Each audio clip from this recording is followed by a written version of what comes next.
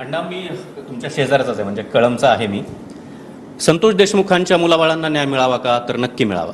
मात्र धनंजय मुंडेंबाबत कुठेतरी स्थानिक नेतृत्व म्हणजे सर्वपक्षीय आमदार, त्यामध्ये तुम्ही आहात, संदीप क्षीरसागर असतील, त्यांचे स्वपक्षीय प्रकाशदादा असतील सोळंके, इतकंच नाही तर पलीकडे पंडित असतील.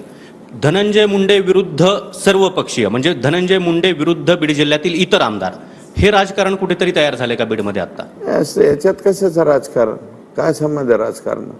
राजकारण नंतर खेळत बसू. जीव गेला आमच्या माणसाचा. आणि तुम्ही कळमचे आहेत ना, दैठणा तुमच्या शेजारीच गाव आहे. कुत्र्यासारखा फेकून दिला त्याला. अरे माणूस होता ना तो कुत्र्यासारखा. राजकारण का? राजकारण खेळत बसायला 365 दिवस आहेत, 5 वर्ष आहेत. ते बघूच आम्ही. पंडित तर काय आमच्या बरोबर नाहीत, पंडित त्यांच्या बरोबर आहेत सध्या अजूनही. आणि ते मुंदडा बिचारे 3 लहान आहे, छोटे घटकाची माणसं आहेत, ते बोलणार नाहीत. आम्ही बोलणार ना, आम्ही कोणाच्या बापाला बाणा.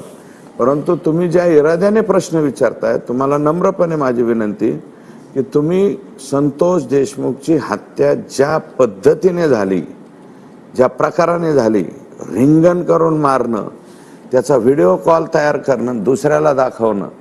व्हिडिओ कॉल दाखवता का एखाद्याच्या माणसाचा? जीव मारले, त्याला जीव गेला त्याचा. थोडे तिडके नाही, 300-350 ठोक्या टाकलेत त्याच्या अंगावर आणि तुमच्याच कळमच्या शेजारी आणून फेकून दिला.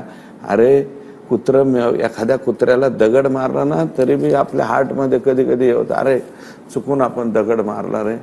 इतकं मारित असतात काय? आणि त्याच्या पत्नीचं काय होणार आहे? आणि 27,500 ग्रामपंचायत त्या राज्यामध्ये. प्रत्येक सरपंचाला त्याच्या डोकळ्यात संतोष देशमुख दिसायला लागलाय. बरोबर.